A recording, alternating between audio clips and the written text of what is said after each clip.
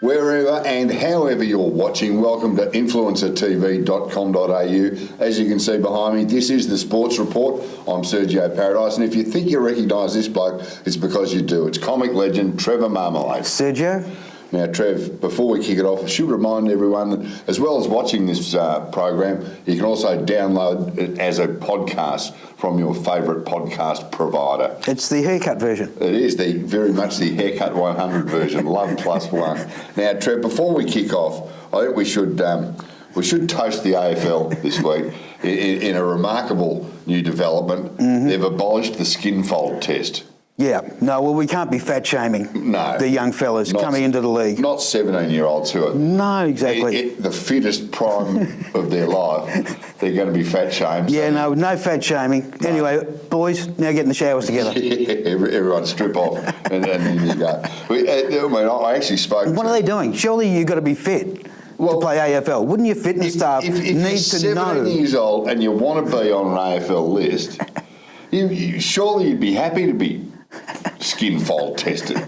It's one more thing. You've been out pounding the pavement for years to get your fitness level up so that you can cut it when you get to the big league. You've got to do the sprint test. You've got to do the 2K time trial. You've got your beep test. The Skinfold. No Skinfold. Oh, mate, come on. That'd be going too far. No, it would be. It was like Scotty Cummings tells the story. Remember, he won the Coleman medal in 1999 playing for West Coast. Kicked a ton? No, 88. 88, okay. That year. But he reckons he came back from pre-season and he went to do the Skinfold test and he said, and the little calipers wouldn't open that far. That's when he figured he was on his way to Port Adelaide. Oh, well, Scotty, you're making a comeback. Yeah, he'd be quite right now. So that's the end of the Skinfold test and good luck to... the AFL draft's on in a couple of weeks, so good luck to all you 17-year-olds happy to get onto an AFL list. I tell you, I've never been more interested in the AFL draft. Once upon a time, I used to pick up the paper the day after and go, who we got? Yeah. Who knows? Yeah. Oh, now you know. Now that your team's on the bottom of the ladder, you're watching every video. Yeah. Every day just check, have we got some delisted spud? No. No, we got rid of them. Doesn't kill it. But Jason Horne-Francis, he looks like he could be a player, straight into the side. He looks good, but you never know. You never know. But the thing is, you improve by one player when you're at the bottom of the ladder, because for the rest of the draft, notionally, we're the pick behind the premiers all the way through. Yeah, that's true. So does one player close the gap? Yeah, I don't know. Well, it's a start. It's a start. Hey, speaking of which, last week, for those who watched the show last week, did a bit of a lead into the spring carnival, Trevor. It's now past us. Give us a bit of a wrap up. Start with the big one. Were you surprised to see Very Elegant get over the line? Absolutely. Well, in one way, yes. I mean, what we wanted to see was the rare Caulfield Cup, Melbourne Cup double, and we actually did get to see it. It was just last year's Caulfield Cup winner won the Melbourne Cup. But I mean, James McDonald, what a ride. Oh, a great ride. But he had a great carnival. What, 10 winners? Well, that's why he's the best jockey in the country. At the minute. And from barrier 18, which no one's ever steered a winner from in 150 years. Is that right? He was one off the fence, and not only that, after 300 metres, but not only that, when they got round the back, he actually made the winning move. He got from one off the fence, he pushed into the 3 wide line, and he had to use her up a little bit to do it. But on the home turn, when Very Elegant was coming into the race only 3 lengths off him, you went, oh, here she comes. Yeah, you could see it, couldn't you? Yeah. Cut straight through and, And as you say, Incentivised ran a great race. He did. But he was gallant. But not to be. And I mean, people were saying, afterwards they're going, she ran a great race, Very Elegant last year. But the fact was she got a mile back and she was still 5 lengths from the winner, and she only carried 55.5 on a soft track. This was a drying track. She had 57. So, and the winner of last year's race was in it. Yeah. So on the weights and measures, she couldn't do it, but wow, she absolutely killed them. It was. Now that's why she's the reigning horse of the year. Exactly. Now, Incentivised Bert Preble. Did you just hear recently, just 2 days ago, Ross Lyon, former AFL coach, he had a birthday party at a pub in Port Melbourne, and Bert Preble had to leave. He got into a punch-on with somebody at the party and left with his shirt covered in blood, is the report. But they have said it wasn't Ross Lyon who batted Okay. Well, it's someone who backed incentivised. Obviously, who'd unloaded on the Wasn't his fault, really. No. Now, what else in the Spring Carnival took you up? No, it was it was a great carnival. I mean, J-Mac, obviously, D. Oliver, also fantastic. Won 3 Group 1s, 2 of them over a mile. I had a collect on D. Oliver on Cup Day. Lakeen, I think about race 4. Okay, yep. He just rode out beautifully the last 200 metres. You just see the little gap open up, and bang, he came through and he won it easily. But it's still the great race. The Melbourne Cup. It is. It is the great race. We did have a shot at it once. Who's that? Oh, We tried to buy a horse. Ever tell you this story? No, I don't think you did. You tried to buy a horse. Well, my racing I didn't partner. think it was that hard. well, to buy the right horse is the thing. No, my racing partner, who watches videos from all over the world, rang me one time and he said, "We're buying a horse." I went, "Oh, okay. Well, for the Cups." I said, "Okay." I said, "What are we looking at?" He said he'd found this horse that had won a listed race in the UK that was trained by Luca Kamani. Oh, okay. And he's been in negotiations with the owners, and he said, "Looks like we've got the deal done." So I went, "Oh, cool." Fine. So I was surprised. I mean, Luca Kamani got beaten, Pimple by he had Bauer that got beaten by Cigarette Paper, and he also had Purple Moon, which got beaten by not much more. Yeah. So I'm figuring he's not going to get rid of a Cups horse if he's got one. No, you wouldn't have thought so. So in the meantime, we had the deadline came up to nominate for the Caulfield Melbourne Cup, so we paid up for the horse. Yeah. And then the horse... Have you got to pay a lot to I mean, I know it doesn't guarantee you a start because there's plenty of horses nominate. Well, it's a fair bit, and to run in the race, it does cost a lot. You, yeah. So anyway, in the meantime, the horse steps out and wins a Group 3 by 7 lengths, and suddenly the price goes up exponentially. And in the UK, this is before you brought it out. Yeah. Right. So and suddenly the price goes up exponentially, and we can't afford it. So the deal falls through. Anyway, the horse turns out to be El Carced, which was the last European horse to win the Japan Cup, and it broke the track record at Tokyo. So fair to say it would have given the Caulfield Cup a shake. It was 54.5 kilos. Probably would have given it a good run. Anyway, all that happened was we paid the nomination fees for someone else's horse in the Caulfield and Melbourne Cups. I didn't even know you could do that. Here's a lesson for young players. Now, have you ever been in, I mean, you've always loved your racing. Have you owned many others? Have you been a part of it as an owner? Oh, yeah. With my mate David Price in Hong Kong, involved in it for a long time there. So, yeah, had a lot of fun. Oh, yeah. But mainly we were in business to send the good ones to Hong Kong. Yeah, right. I've been to the races in Hong Kong a couple of times. It is, like everything in Hong Kong, it is big business. It's massive. It is. You've been to Sha Tin or Happy Valley. Well, the betting pool's over there. It's like Melbourne Cup Day twice a week. Yeah, exactly. Trev, Ben Simmons. Where are we at with Ben Simmons? Where is anybody at with? Where are the Philadelphia 76ers at with Ben Simmons? It's not hard to have a theory about this. Yes. Well, having spent the summer off, having snubbed the Australian team. Snubbed the Boomers, yeah. Snubbed the Boomers and missed out on a medal. They could win one without him. Yeah. So that he could develop a shot and learn how to hit a free throw. Reading between the lines, you'd have to say he hasn't developed a shot and still can't hit a free throw. Still can't hit a free throw. Well, and how can you make the NBA without having the shots or be a shocking free thrower? Well, that's the thing is that, I mean, at first, you couldn't stop him from getting to the hoop. Yeah. But once they realise your weaknesses, I mean, this is always the thing about professional sport, is like, okay, can you do it? And then can you keep doing it once they know what you do? Can you keep doing it against blokes who are as good at as you, if not better? Well, they figure you out. And they'll stop you. And that's right. And now they just go, if you come into the hoop, then we're just going to foul you. Yeah. And chances are you're going to hit 1 out of 2 at best. Yeah. And I think it's a bit of an admission to come back, having missed the Olympics, and to not have a shot. So, even the footage we saw of him on the sidelines at training at Philadelphia, he's just like shuffling up and down the sideline. Yeah. Like, he never actually went out there and took a shot. No. And when he got invited to take part in the drills, he never went out there. He wouldn't go out there. So where's it going to end up? Will they get rid of him? Is there anyone going to take him on? Oh, someone will take him on. Yeah. I mean, he's an elite defensive player. He's a great passing player. Yeah. And, okay, he's not going to be the player they thought he would be, because everyone always said if he develops a jump shot, he'll be Magic Johnson. Yeah. But, okay, maybe he's not going to do that. He hasn't done it so far. And looks like he probably won't. But he is first team all defence as well. That's and true. Defence is something. Will he be welcomed back into the Boomers if he put his hand for up? sure. Yeah. Yeah, in 4 years' time. You always take a good player. In 4 years' time. Yeah, of course. Or 3.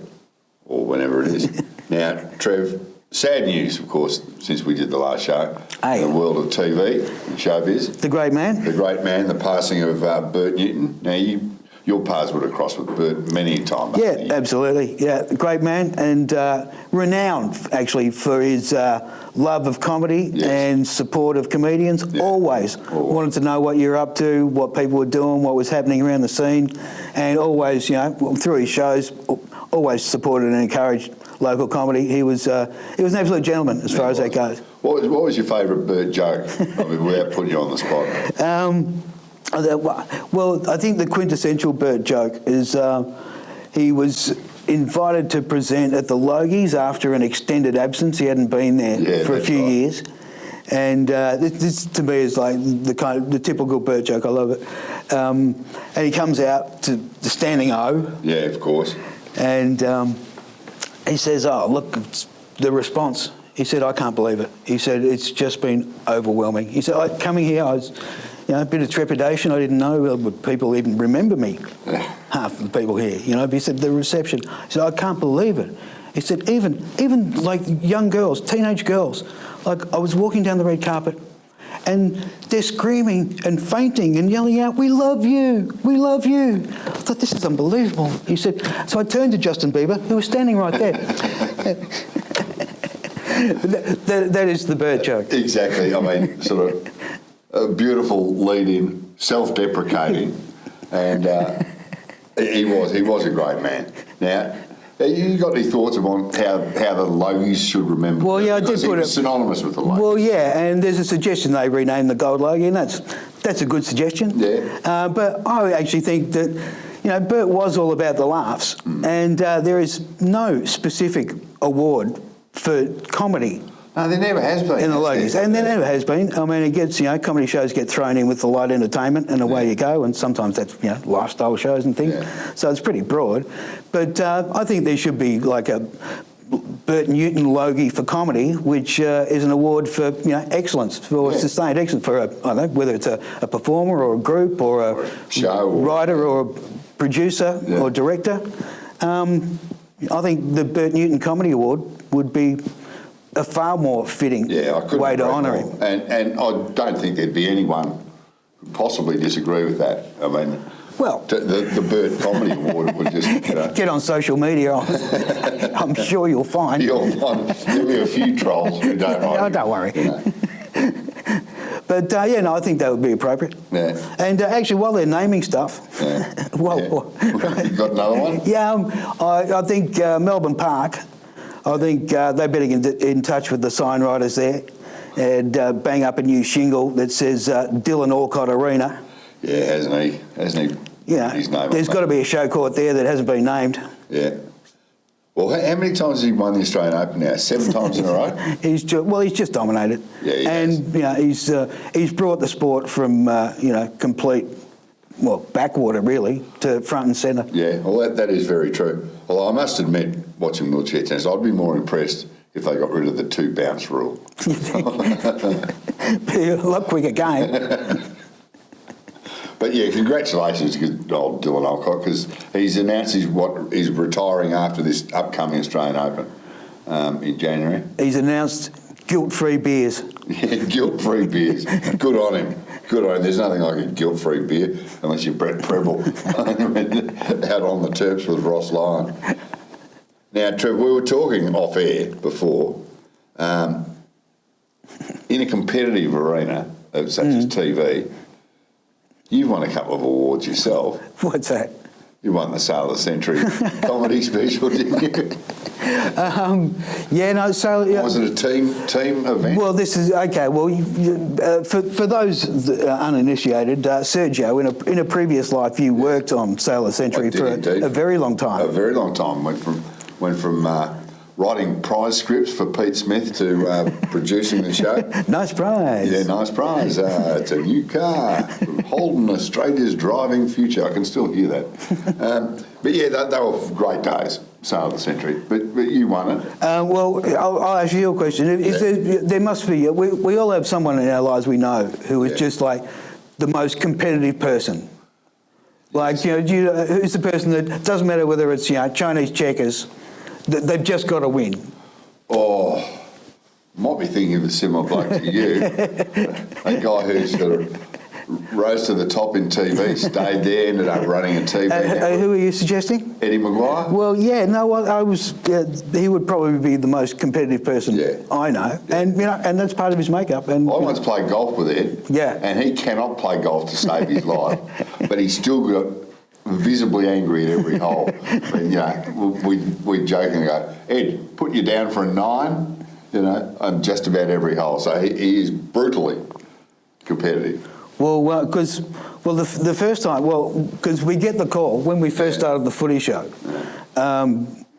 get the call from front office saying you're required to appear on the Celebrity Sale of the Century next week. So, and it's a teams event, so it's me and Eddie representing the AFL footy show. So, a couple of days before, I see Ed and said, what's the go? He said, I said, mate, to be honest, I think you've got to win 4 shows here to win the whole thing. Yeah. I said, I think nice honourable loss in the first round. I think there's a test match starting that day. I can be on the couch for the first ball. Yeah, exactly. We'll just get a direct feed into the Channel 9 boardroom. And he goes, actually, I've got plenty I can be doing that day. So, that's fine. So, consequently, I think the night before the record, I think we got an 8 a.m. call time. Yeah. I just popped into one of my favourite watering holes for just the one. Yeah. And finished up running into Jo Beth Taylor. All right. And she's keen to go and hit a bar in the city where there's an unlimited drink card waiting for it. So she drags me in there. So I'm still going about 2 a.m. when I was like, I better cut out. I've got to be at Channel 9 in 6 hours. My alarm's going off in 5 hours' time. Gee, you pussy. What's wrong with you? Anyway, so, okay. So I'm a bit dusty when I get there the next day and get to the dressing room with Ed, and we've got our call sheets there. Who are we up against in the first episode? The NRL footy show. I go, so suddenly we go, no way, no, we can get beat here. No. Right, we cannot walk back into the office if we get beaten by the rugby league boys. You cannot get beaten by any team with Benny Elias in it, who once got on another Sale of the Century football special. He got the name wrong when the question was, I believe, Mr. Bojangles was a big hit song in America for legendary entertainer Sammy Davis, who Benny got it wrong. That's hard to do. Yeah. So, so obviously, now we're trying. But there's one rule with Celebrity Sale of the Century, is that, because you're not playing for yourself, you're playing for a home viewer. So the unwritten rule is that any chance you have to win a prize for your home viewer, you buy. Yeah, you buy in the gift shop. If you go to the gift shop, then you always buy. The prize reveal on the Fame game. Because nothing looks worse than refusing to buy for your home viewer and then not winning. Yes, exactly. And Glenn saying at the end, and you've won for your home viewer, diddly squat. Yeah. You idiot. Yes. Right? So I said to Ed, I said, there's one rule. I said, we buy. Yeah. Okay? He said, no, right with you. So we're up against Fatty Vorton and Sterlo. Now, I'm actually a little bit worried because Sterlo's a dark horse in my opinion, because it's like you only have to watch a little bit of Sterlo to know that he's got really good retention for dates and stats. Yeah. And he's got, there's a chance. He's not going to be an easy. He's going to go all right at it. For being a rugby league player. Fatty had no idea, had no expectation there. But it turned out years later, when Ed did the IQ test, they had 300 or 400 people in the studio. Yeah. Fatty Vorton was there. He was in the top 1%. He was in the top 1%. Is that correct? That is absolutely correct. You would never have predicted that. So consequently, we have to pull out all the stops, and so we get over the top of them and save our bacon there. Did you buy along the way? Well, they were in front first round, and they bought. So we're going, okay, everyone's playing the game. Yeah. So that we bought the next 2 times, and made the game a bit closer. But we really did have to pull out the stops to win. Yeah. So now we're in the competition. So second episode, we're up against an actor and actress from Law of the Land. Law of the Land. Law of the Land. Okay. And well, I don't know what happened. But at the very start of the episode, the questions just fell my way, and I went bang, bang, bang, answered 3 in a row. Then Ed is just looking at me, going, "Hang on, what's going on?" So he answers the next 4 in a row. Right? He can't be outdone. All of a sudden, it's almost game over. And, well, Footy show board. Here's what happens. Who am I for a pick of the board? And I get that. And okay, tonight's famous faces: Ray Martin, Liz Hayes, Don Burke, Joe Beth Taylor. I'm going, well, I know who I'm picking because, like, if I don't pick her, I'm never going to live it down. And even then, you weren't going to pick Don Burke. So yes, Joe Beth Taylor, bang, $25. Bang. And like, so by the first break, we're like 65 in front. And we go, You're on 85. and then I look at each other going, Ed, we don't want to embarrass our fellow network personalities. And the actress was a long-term partner of Wilbur Wilde, so I didn't want to embarrass her. So we went, okay, let's just take it easy. Took your foot off the accelerator for easy. the next couple of segments. So now we're in the third round. Right. All right, for 2 blokes who were going to tank at the start. Now we're in the third round, and we're up against Prisoner, which is great. I'd never met Val Lehman and Colette Mann. So there we're up against B. Smith and Doreen. And so we finished up winning that. And now we're in the final. And who are we up against? Who? The Money Program. Oh, Paul Clitheroe? No, well, it wasn't Paul Clitheroe. I won't name names. Okay. But it was 2 guys from the Money Program. So they're actually, for what they do, they're expected to be intelligent, right? Whereas we're just a couple of blokes from the footy show, and we're under absolutely no obligation to be smart at all. No, and under no pressure. Yeah. So I'm thinking, well, we might have met our match here. I'm sitting in the dressing room in between shows, and I hear a conversation out in the hallway. It's the blokes from the Money Show, and they see who we're up against in the final. AFL Footy Show, and they're pissing themselves. And I'm sitting there, I'm thinking, hang on a sec. Hang on, what, you think we're easy beats? They're having a right old chortle about how easy this is going to be. 30 seconds later, the dressing room door bursts open. There's Eddie going, "Did you hear that? They're laughing at us. They're laughing at us." Oh. He said, okay. I could see the vein in his neck. There was steam coming out. And hey, I'm going, so you think, as well, right? So he says, maybe we don't buy. And I went, you know what? I said, here's what we're going to do. We're going to buy everything, and we're still going to beat them. Yeah. And he went, seriously? I said, oh, that would be sweet. Let's do it. And if you do win the final, your home viewer gets a car anyway. Yeah, right. So okay, so now we're going for, all right, but I'm going, no, we still buy. So we get to the first break, they're in front. They don't buy. So we said, oh. It's going to be like that, isn't it? Not buying, are we? Gee, we must be a little concerned over there. We must be a little bit worried. Not as cocky as you were 20 minutes ago, boys. And finished up, we were in front of the next 3 rounds, we bought, and we still won the whole thing. Fantastic. And we just pissed ourselves going, wow, if we were worried about walking back into the office having been beaten by the NRL Footy Show, how those guys going to go back walking into the office in Sydney being beaten by us? Yeah, you can just see Paul Clitheroe welcoming them back into the Money Show office. But they poked the bear. Yeah. They poked the bear. They poked the bear. The bear, of course, being the great man Eddie Maguire. And so, if memory serves me correctly, those celebrity shows, there was always still a pretty good trophy to go with it, wasn't there? For the competing players. I can report it's not made of real silver. No. Well, the prize department at Grundy's, they used to cut a few corners here and there on some of the celebrity shows. But I mean, it was a remarkable show to work on, I've got to say. I'll tell you one quick story. Do you remember a pub in Richmond called the Cherry Tree? Scotty Palmer's old Palmer, pub. Keep Punching. Used to go down there for a drink on a Friday with the could have been champions. Yes, a few of those boys used to get down there. Well, the Grundy's office was just around the corner for a while, so we used to go there Friday nights. And in those days, there was another guy who used to frequent the pub, a bloke by the name of Dennis Allen, who was Melbourne's biggest drug dealer. Allegedly. His nickname was Dr. Death.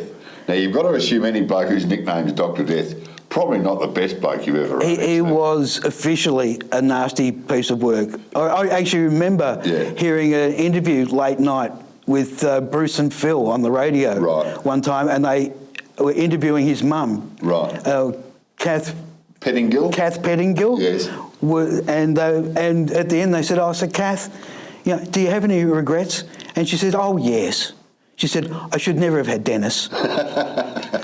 When your mum regrets giving birth to you. So that's a snapshot of what Dennis Allen... Yeah, well, he was also reputed to have lost his temper at home one night, shot a bloke 12 times, and then they couldn't fit him into a 44-gallon drum, so they cut his legs off with a chainsaw, finally stuffed it in, and then rolled it into the Yarra, where it was found. As you do. As you do, not that much longer. Anyway, this particular night, I'm leaning on the bar waiting to buy a couple of beers, and Sale of the Century is on the TV up behind the bar, as is not uncommon. An episode you'd worked on? Yeah, just a couple of weeks before. One of Dennis Allen's mates sidles up to the bar also to buy a couple of drinks.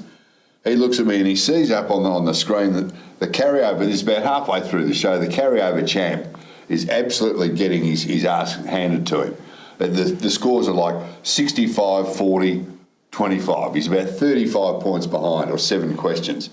And this bloke looks at me and goes, carryover champ's in a bit of trouble. I said, yeah, I bet you gets up though.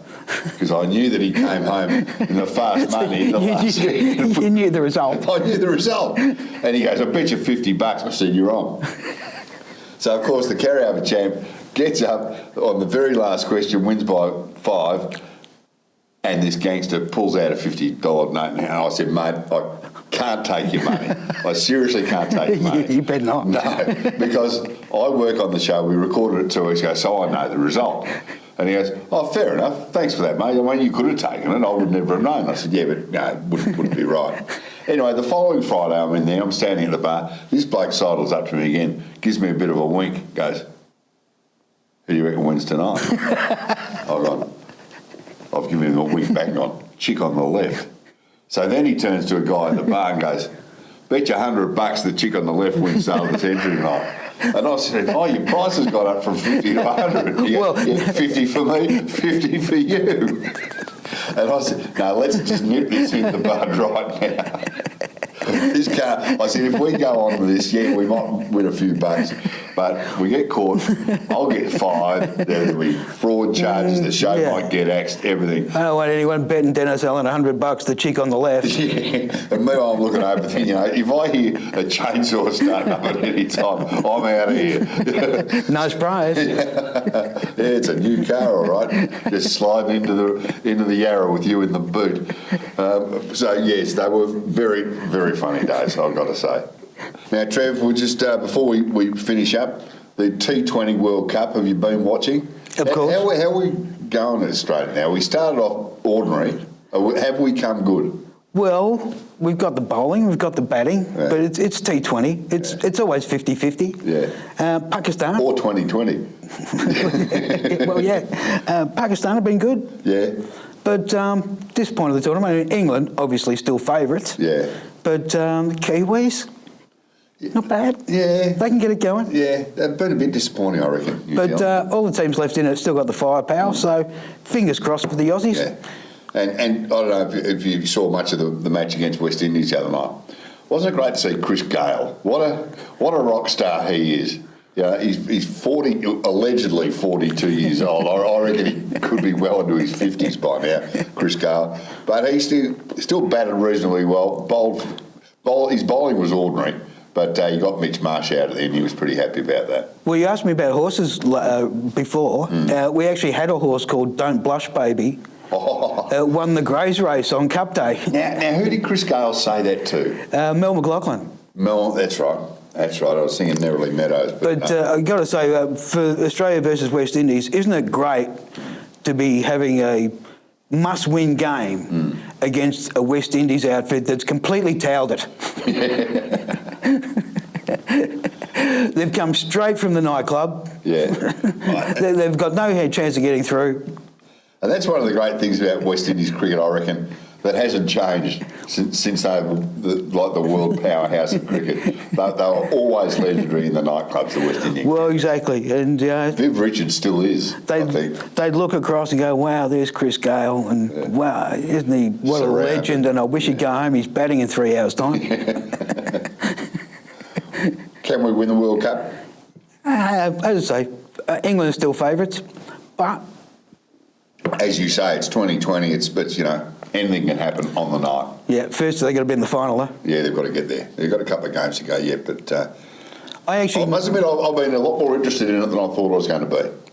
Well, when we're winning, it's a lot easier. Yeah, I'll write them off real quick. I actually know someone that lost their job because of the Taliban. Oh. Just their job, not their head? Well, she was a production manager and she was going to be in charge of the Australia-Afghanistan test, and it's been cancelled. Been cancelled because of the Taliban. They've been accused of a lot of things, but never sports. The Taliban, they're taking our jobs. On that note, we'll look forward to next week's Sports Report here on influencertv.com.au or download the podcast. We'll catch you then. Absolute pleasure.